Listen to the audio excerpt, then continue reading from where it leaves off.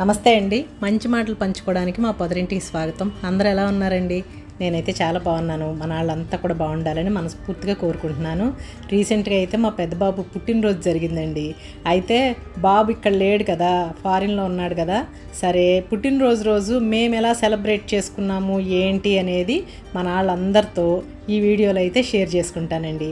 నిజంగా ఏ మంచి విషయమైనా మీతో పంచుకుంటేనే నాకు మనసుకు తృప్తిగా అనిపిస్తుందండి.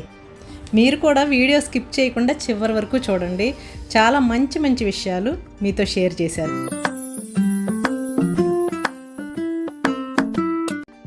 మన పిల్లల పుట్టినరోజు అంటే మనకు పండగతో సమానం కదండి. నాకు కూడా అంతే అనమాట.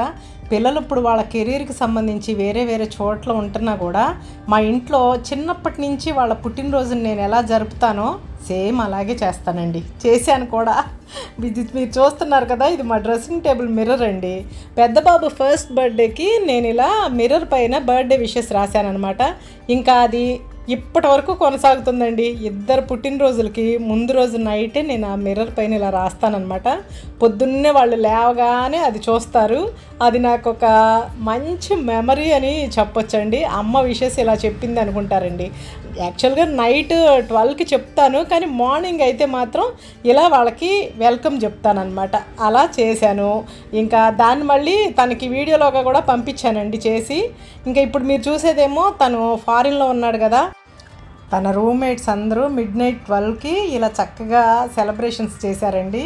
కేక్ కటింగ్ అదంతా చేయించారనమాట. వాటన్నిటికన్నా ముందు మా బ్లెస్సింగ్స్ తీసుకుని మాతో మాట్లాడి తర్వాత ఇలా కేక్ కటింగ్ చేసి ఆ ఫొటోస్ అవి కూడా మాతో షేర్ చేశాడు. వాటన్నిటిని కూడా మీతో పంచుకుంటున్నానండి. ఇప్పుడు మీరు చూసేది ఆ రోజు మార్నింగ్ టైం అండి. మా వాటర్ ట్యాంక్ని క్లీన్ చేయించడానికి మనుషుల్ని పిలిపించామండి. వీళ్ళు మెషిన్తోనే వాటర్ ట్యాంక్ క్లీన్ చేస్తారనమాట. చాలా నీట్గా చేయిస్తారు. ఆల్రెడీ మేము ఒకసారి చేయించామండి. అసలు మెయిన్ రీజన్ ఏంటంటే మాకు కొంతకాలం నుంచి వాటర్ ఏంటంటే బ్లాక్ కలర్లో వస్తున్నాయండి. మేము భూమి లోపలికి బోర్ వేయించుకున్నాం అనమాట మేము ఇల్లు కట్టుకున్నప్పుడే.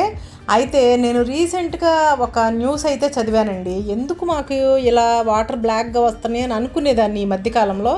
అయితే ఆ న్యూస్లో ఏమని ఉందంటే మేమున్న ఏరియాలో భూగర్భ జలాలు కలుషితం అయిపోతున్నాయంట. మేమున్న ఏరియానే కాదు, పర్టికులర్గా చాలా వరకు పెద్ద పెద్ద సిటీస్లో అలా ఎక్కువగా పొల్యూట్ అవుతున్నాయంట. అందులో మేమున్న ఏరియా కూడా ఉందన్నమాట.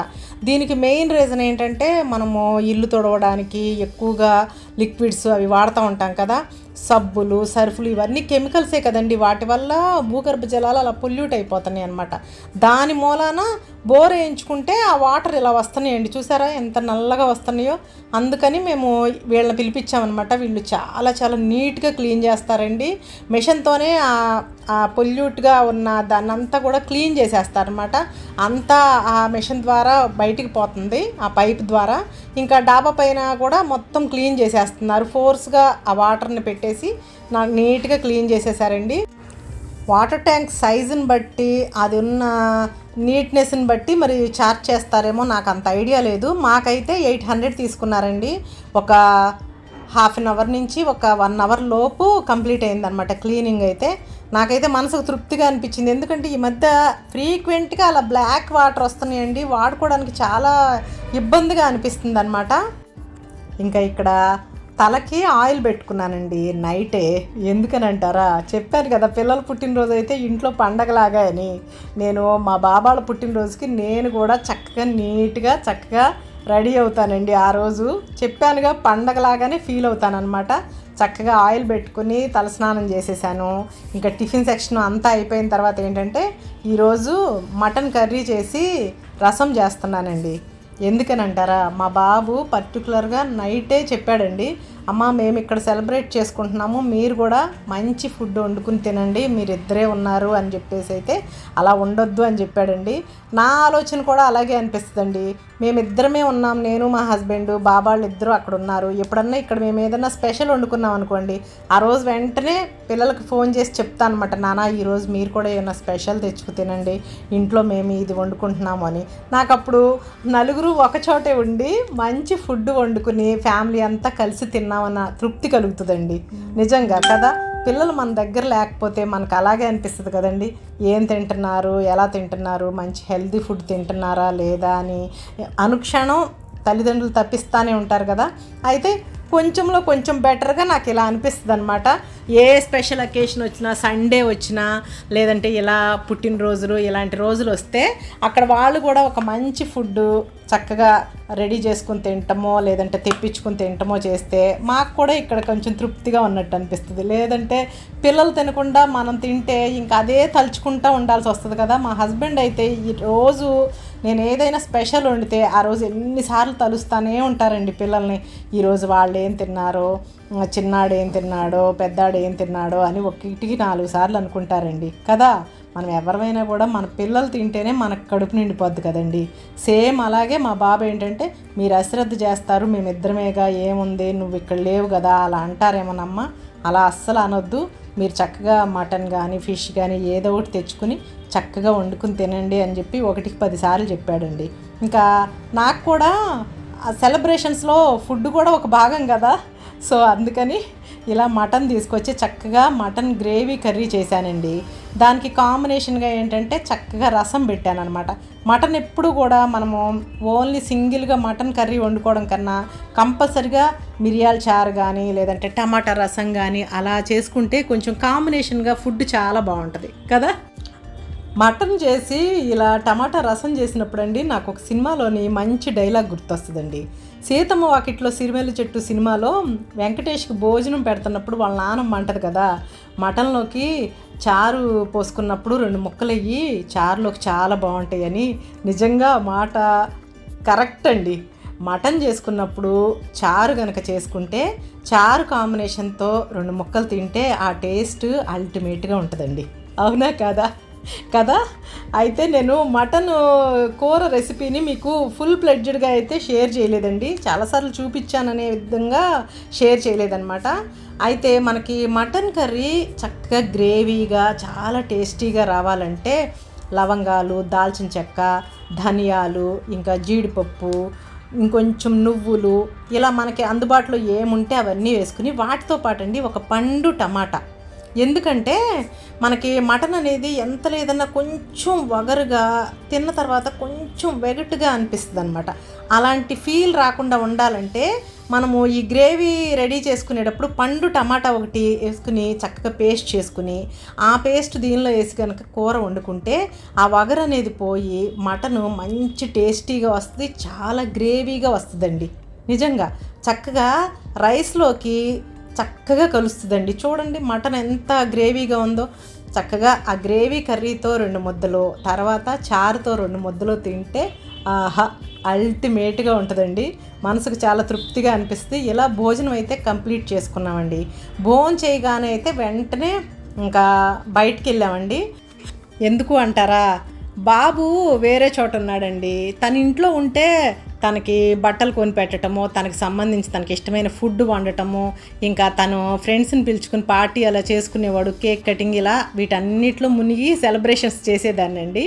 వాటన్నిటితో పాటు ఏంటంటే మా బాబు ఫస్ట్ నుంచి కూడా తన ఇంటర్మీడియట్ అలా చదువుతున్నప్పటి నుంచి కూడా వాళ్ళ ఫ్రెండ్స్ అందరూ కలిసి ఒక ఫామ్ లాగా ఏర్పడి ఎప్పుడు కూడా రెగ్యులర్గా ఎవ్రీ సండే కొంచెం పేదవాళ్ళకి ఏదో ఒకటి వాళ్ళకి తోచినట్టుగా టిఫిన్స్ ఇవ్వటము, అప్పుడప్పుడు పళ్ళు పంచిపెట్టడం, వీలైనప్పుడు వింటర్ సీజన్లో బెడ్షీట్స్ అవి కొని ఇవ్వటము, ఇలా చేసేవాడండి. కానీ ఎప్పుడూ కూడా ఇది పబ్లిక్గా చెప్పటం కానీ ఇలా ఎప్పుడూ చేసుకునేవాడు కాదు. తనకి పెద్దగా ఇష్టం ఉండదు. తనకే కాదండి, నాకు కూడా పెద్దగా మనం ఏదైనా ఎవరికైనా సహాయం చేస్తే అది 10 మందికి తెలియాలి అట్లా ఏమి నేను ఫీల్ అవ్వను. కాకపోతే ఇది మనాళ్ళందరికీ ఎందుకు షేర్ చేస్తున్నానంటే ఒక మంచి విషయం చెప్తే ఇంకొకళ్ళు ఇన్స్పైర్ అయ్యి అది చేయటానికి వీలవుతుంది కదా, ఆ ఉద్దేశం. నిజంగా భగవంతుడి సాక్షిగా అదే ఉద్దేశం అండి. ఇదేదో చిన్న సహాయానికి గొప్పగా చెప్పుకోవాలి, నలుగురికి చూపించుకోవాలనే ఉద్దేశం అయితే 100% లేదండి. మీరు అందరూ అర్థం చేసుకోండి, ఓకేనా. సో అందుకు నేను ఇలా ఫ్రూట్స్ తీసుకుంటున్నాను అనమాట. ఈ పళ్ళు కూడా యాపిల్స్, కమలాలో ఇలా ప్రిఫర్ చేయలేదండి. నేనైనా మా హస్బెండ్ అయినా ఎక్కువగా దేనికి ఇంపార్టెన్స్ ఇస్తామంటే చక్కెరకేళికండి. చక్కెరకేళి ఏంటంటే ఒక పెద్ద సైజు చక్కెరకేళి తీసుకుంటే ఒక పండు తింటేనే ఆల్మోస్ట్ కడుపు నిండిపోతుందండి. అలాంటిది 2 పళ్ళు ఎవరికైనా ఇస్తే ఆకలి అనిపించినప్పుడు ఆ 2 పళ్ళు తిని మంచినీళ్ళు తాగితే చక్కగా ఒక పూటకి సరిపడా కడుపు నిండుతుందండి. నిజంగా ఇదే అనమాట నా ఉద్దేశం. అందుకే చక్కగా తినటానికి అనువుగా ఉన్న పళ్ళు తీసుకున్నాను. అవి కూడా పెద్ద సైజు తీసుకుని ఆ షాప్ అతన్నే నేను రెండు రెండుగా డివైడ్ చేసి ఇవ్వు బాబు, పంచడానికి వీలుగా ఉంటుందంటే తను చక్కగా సెట్ చేసి ఇస్తున్నాడు అనమాట. అయితే నేను తీసుకుని ఏంటంటే ఒక పర్టికులర్గా ఒక జనాలందరూ ఉండే చోటకి వెళ్ళాలి అనే ఉద్దేశం అయితే నాకు అస్సలు లేదండి. తీసుకుని మా హస్బెండ్తో పాటు బండి మీద వెళ్తా నా మనసుకి ఎవరిని చూసి జాలిగా అనిపిస్తుందో, ఎవరు కొంచెము దానికి ఇవ్వటానికి వీలుగా ఉంటారో వాళ్ళని చూసుకుంటా ఇస్తున్నాను అనమాట.